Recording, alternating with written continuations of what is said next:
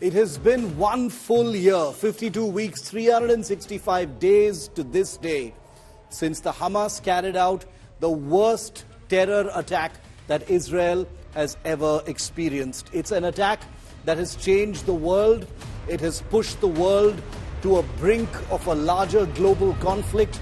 And for 365 days now and counting, there are no signs whatsoever that the war is ending anytime soon. In fact, it has only escalated to an ever more dangerous point where Israel, which was once engaged in attacking the Hamas and the Hezbollah and the Houthis, basically proxies of Iran, the world now stands on the brink of a full-fledged war between Israel and Iran. The tenterhooks come 3 days after Iran launched nearly 200 missiles into Israel, an unprecedented action. Let's first show you and list out the 10 things that have changed in the last 365 days.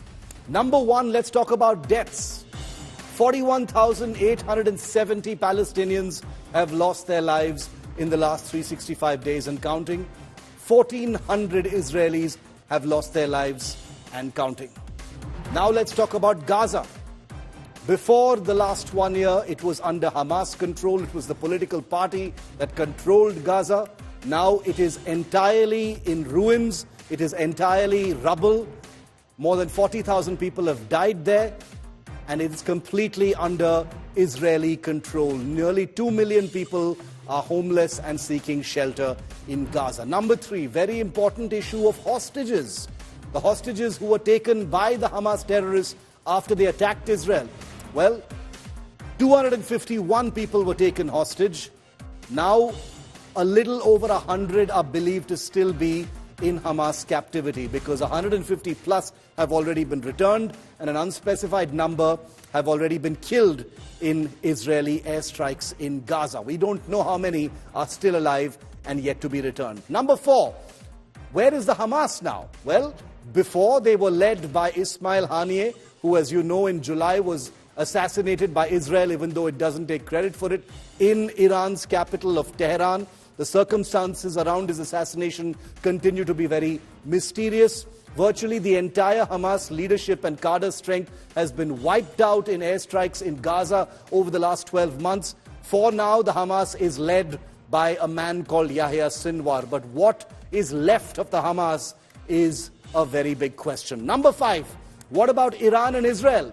Well, before the last 1 year, there were no direct attacks between Iran and Israel. Now, there have been 3 exchanges between the two countries. In April, Iran launched 300 drones and missiles at Israel. Israel hit back by attacking one of their air bases. And last week, Iran launched its biggest ever attack on Israel, launching nearly 200 ballistic missiles, including hypersonic missiles, into Israel. So airstrikes, assassinations, and missile attacks are now the definition of the Iran-Israel relationship. Number 6, the Hezbollah, the Shia group in Lebanon that is funded and supported by Iran. Well, before it was led by Hassan Nasrallah for many, many years. Now that leadership is in transition, because not only has Hassan Nasrallah famously been assassinated in an airstrike, but his successor is also said to have been killed in Israeli military action. Number 7, what about Israel and Lebanon, the country that Israel shares its northern border with? Well, before there were limited airstrikes against the Hezbollah, but now there are large-scale airstrikes taking place for the last 1 week and ground operations. There are covert operations also taking place. You remember the deadly pagers that exploded, killing many people, including Hezbollah operatives in Lebanon. So that entire front has also lit up in a very big way. Number 8, weapons. What about the weapons being used in this conflict? Before, there were drones and rockets and conventional missiles of all kinds that were used by either side in their attacks against each other, including artillery. For the first time, however, in Iran's attack last week on Israel, we've seen the use of hypersonic missiles like the Fatah 2, and that has resulted in a huge departure from the way wars have been fought so far. October 7th, 2023, the day Israel was caught completely off guard. Hamas rained fury on Israel on this day exactly 1 year ago, viewer, when it launched 5,000 rockets on Israel in a mere 20 minutes, and its aftershocks still ripple 1 year later. Take a look as we look back at that day. Israel marks 1 year of the devastating October 7 Hamas attacks.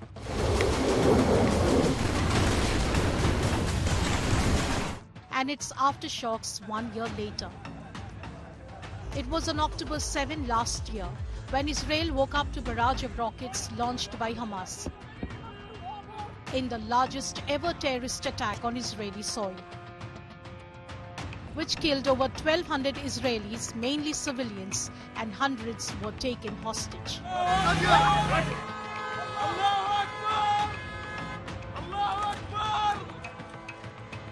Now, a year on, Israel and Hamas are still locked in a devastating war. A vastly depleted Hamas fired rockets at Israel. Israel is hitting hard, striking a mosque allegedly used as a terror hideout in Gaza, killing at least 18 suspected terrorists. Families of the hostages abducted by Hamas at the Nova Music Festival last year gathered at the site near Kibbutz Re'im in southern Israel to honor their loved ones. The families of those who were murdered by Hamas gathered at the site for a ceremony during which they recited Hebrew prayers and held a minute of silence. On this day of the anniversary of Hamas's October 7 massacre, ceremonies will be held all over Israel South. No one in Israel can forget the atrocities of October 7. The way that Hamas death squads burned people alive, mutilated bodies, committed barbaric acts of gang rape, and abducted innocent people into the Gaza Strip. Unfortunately, the world is forgetting. We're seeing protests around the world of people celebrating the atrocities, and that's what hurts so much. After October 7th, we thought the whole world was with us. Everyone understood that Hamas is an evil regime, and Israel has every right to bring Hamas down and to bring the hostages home. A year on, the war is only escalating, threatening to destabilize the whole region. With Gaurav Sawant and Ameli Botbol in Israel, Bureau Report, India Today. I want to go across to India Today. It's Gaurav Sawant joining us live from the northern Israeli city of Haifa. He joins us from there. Gaurav, 365 days. You and I were there in Israel last year, this month. We saw the aftermath of what was taking place. One would have imagined that, in 1 year, things would have quietened down a little bit. But I think the last few days, or at least the last 10 days, have proven that this could actually be the biggest escalatory period of this crisis. What have you been noticing, and what do we expect to see? Today is that first year anniversary, Gaurav.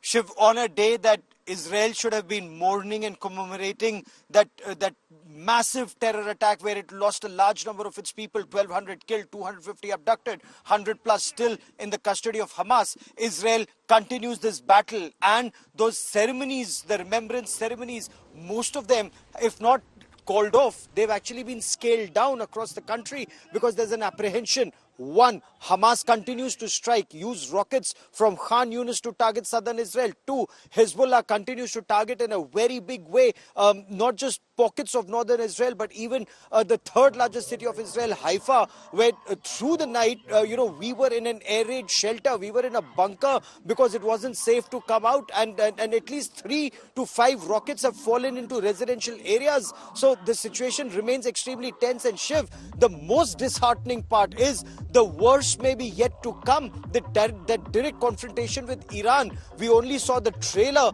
when Iran rained 181 missiles on Israel. Fortunately, none of them resulted in any fatalities. But God forbid, the next round could be terrible, terrible. That is what Israel is gearing up for. At the same time, there is this very quiet, firm determination Israel will strike and strike hard, a war that Israel is fighting on 7 fronts. Israel says, and whether it's their Prime Minister Benjamin Netanyahu or General Herzi Halevi, the Chief of Army Staff, or even the common persons on the ground, they say they don't have an alternative. This is a fight for survival. They have to cut off the tentacles of that octopus of terror, as Israel puts it, Iran, and take down that Hydra-headed monster itself.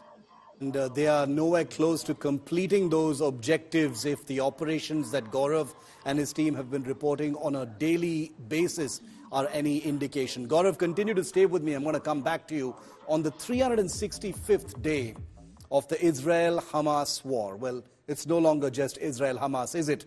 The situation remains far worse than it was when it began. Early this morning, Israel faced rocket attacks from the Hezbollah in Lebanon, targeting the northern region near Haifa, where Gaurav was reporting from just now. Israel quickly retaliated with strikes, including an attack on a mosque in Beirut. India Today reports from all of these active war zones. Take a look at this ground report. As the clock struck 6:30 a.m. on Monday, roughly the time when Hamas launched the deadliest ever terror attack on Israel, citizens gathered at the music festival site where revelers, nearly 400, were killed in cold blood on October the 7th last year. In Jerusalem, families of the 100 people who are still held hostage by Hamas collected outside Prime Minister Benjamin Netanyahu's residence to observe silence, marking the first anniversary of the carnage that left over 1,200 dead and triggered a war that's still raging. Early in the morning, Hezbollah launched scores of rockets at targets in northern Israel. At least 10 people were injured in the northern Israeli city of Haifa.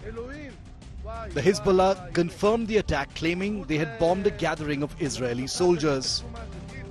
That's the school, the damaged door, debris all around. Fortunately, there were no children present in school at midnight or close to midnight when the blast took place. Rocket appears to have fallen here.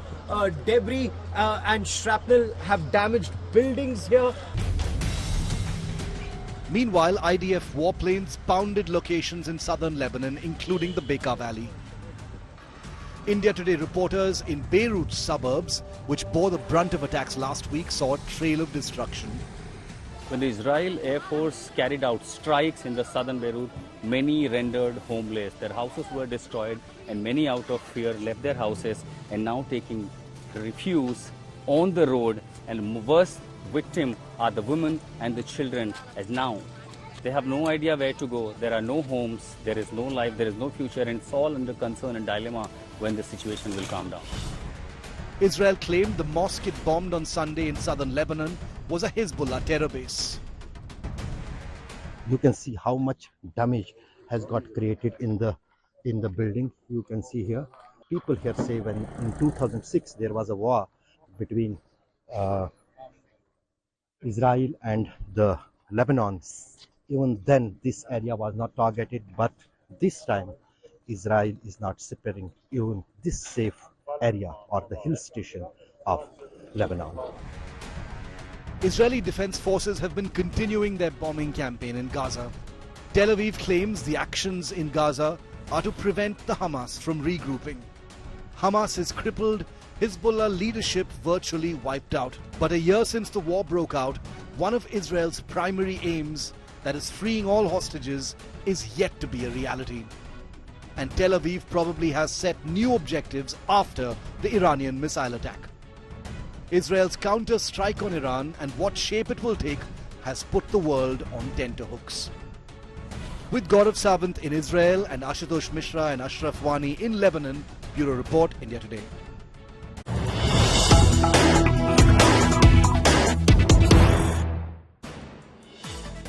And amidst reports of a bigger Iran retaliation, Israel Prime Minister Benjamin Netanyahu has summoned a small war cabinet, a small group of government ministers for consultation at very, very short notice. Netanyahu's emergency meeting today on the first year anniversary of the Hamas attack on Israel. I want to bring Gaurav back in on this. Gaurav, the biggest the biggest anticipation, the biggest suspense has been on what Israel's next move is going to be vis-a-vis Iran, because the actions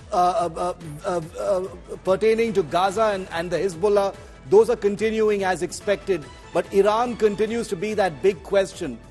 Is there anything that you're picking up as Netanyahu goes into a huddle with this emergency group of ministers? Shiv, there are several developments that have taken place in the past 12 hours which are extremely interesting. One, General Eric Kurilla, the commander of CENTCOM, he's been here. He visited Tel Aviv. He's interacted with Lieutenant General Herzi Halevi, the top general here in Israel. Apart from that, Lloyd Austin, the U.S. Secretary of Defense, has spoken to Yoav Gallant, his Israeli counterpart. So the two defense ministers are in touch. The two service chiefs are in touch. And in terms of what the Israeli media is writing about, they've been writing about how Israel is getting additional resources. It's getting its resources together. And it's not just the Iron Dome system that's needed to be activated and have enough stocks and supply, because it's not just dealing with a Hamas and a Hezbollah shift. Even today, Hamas was able to target Israel. Even today, just a couple of hours back, Hezbollah was able to target Israel. Now imagine a situation when Iran is targeting Israel with its ballistic missiles, including with hypersonic missiles. You have the Hamas and the Hezbollah also targeting Israel. This is a scenario, this is the worst case scenario that Israel is wargaming about. So you'll have the Houthis, the Shia militia in Iraq and Syria, Iran, Hezbollah and Hamas all launching joint air attacks. Of course, you'll have US Navy ships in the region. You'll have US aircraft, Israeli Air Force aircraft in the Mediterranean. They'll be taking down a lot of threats way before they enter Israeli airspace. But the threat is real. So they're, in first securing all the flanks. Once they're comfortable with flanks being secure is when they'll mount that massive offensive against Iran, is the word on the street. But you never will know with Israeli Prime Minister Benjamin Netanyahu. Today is the first anniversary. They'll pay homage to those who were killed in that Hamas terror attack, which incidentally they directly blame on Iran, and then perhaps chalk out their policy on how to deal with Iran. Gaurav, thanks very much for joining me. Stay safe. We will connect with you through Prime Time here in India today as we keep a close eye on any developments. Today is that first anniversary. It's a symbolic day. There's a great deal of symbolism in the choice of dates chosen, for attacks between all of these different entities. So we are expecting that there could be an escalation even today. Now remember that over 41,000 Palestinians, most of them civilians, have been killed in the last 1 year in Israel's operations in Gaza. Nearly 2.5 million Palestinians have been displaced in Gaza, virtually the population of the entire Strip. The Gaza Strip is now almost entirely just rubble. Take a look.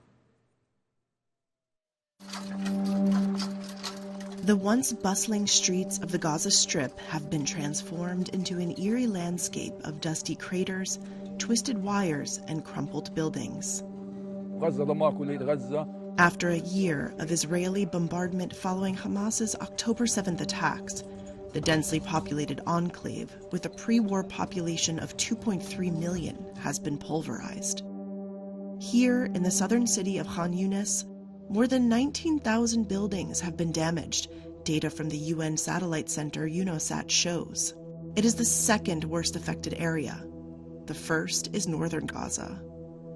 Jihad Shamli, who lost a child in March, has been displaced 4 times since Israel's offensive began.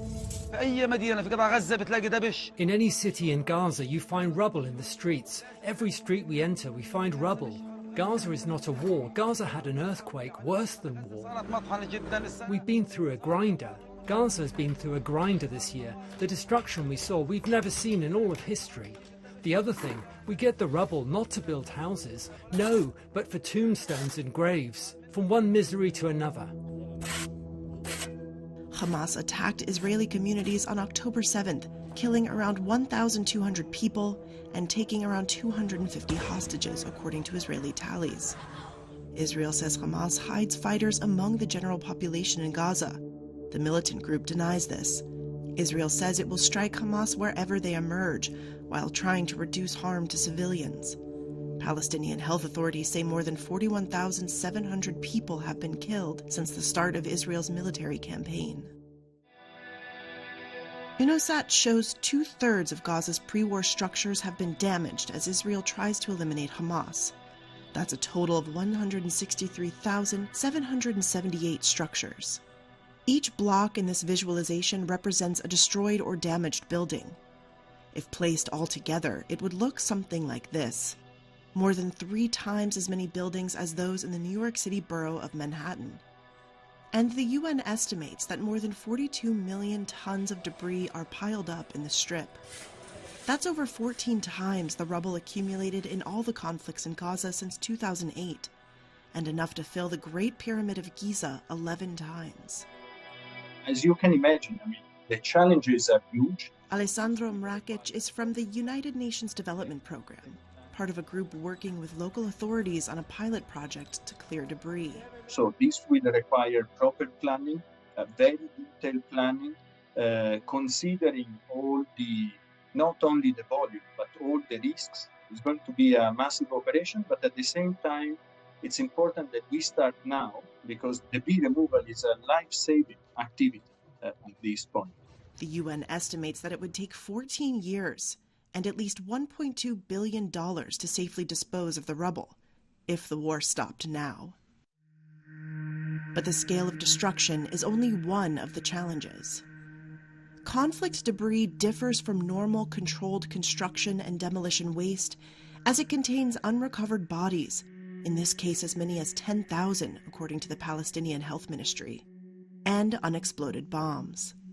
And the dust produced can be contaminated with heavy metals from munitions and household or industrial chemicals. All pose huge health and safety risks. I can give you 100% assurance that people are being exposed to massive amounts of pollutants, metal contamination in water, in air, in food. Mojgan Savabieh-Svahani is an environmental toxicologist who has worked extensively in Iraq. Those kinds of exposures will end up causing all kinds of DNA damage in mothers' reproductive cells, in fathers' reproductive cells, and that would culminate in a horrific rise in birth defect in children in Gaza. The contents of busted sewage pipes underneath the debris can contaminate water supplies and provide an environment for disease-transmitting insects or a home for snakes and scorpions. The rubble is also a good environment for sandflies, which can spread skin infections. The United Nations Environment Program, or UNEP, estimates that 2.3 million tons of the debris generated in this conflict could be contaminated with asbestos. It is mainly found in the older buildings and structures of Gaza's 8 crowded refugee camps, some of which have been hit. With prolonged exposure, the asbestos fibers are inhaled and over time can cause diseases, including lung, larynx, and ovarian cancers, and fibrosis of the lungs, according to the World Health Organization. Experts say asbestos-related diseases usually take 10 to 50 years to emerge. The path ahead is also littered with practical difficulties. UN experts say Gaza lacks the 1,300 acres of land needed to store all the rubble. And landfills are now in an Israeli military zone. Israel's military unit Kogat says they were in a restricted area, but access would be granted. Government officials report fuel and machinery shortages as Israeli restrictions slow clear-up efforts. Israel did not specifically comment on these allegations.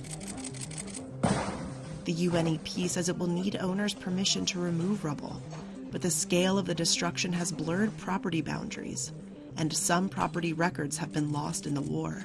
Asked about the debris, Kogat said it aims to improve waste handling and will work with the United Nations to expand efforts. Several donors have expressed interest in rebuilding Gaza. But a UN official who asked to remain anonymous told Reuters that, quote, everyone is concerned whether to invest if there is no political solution in place.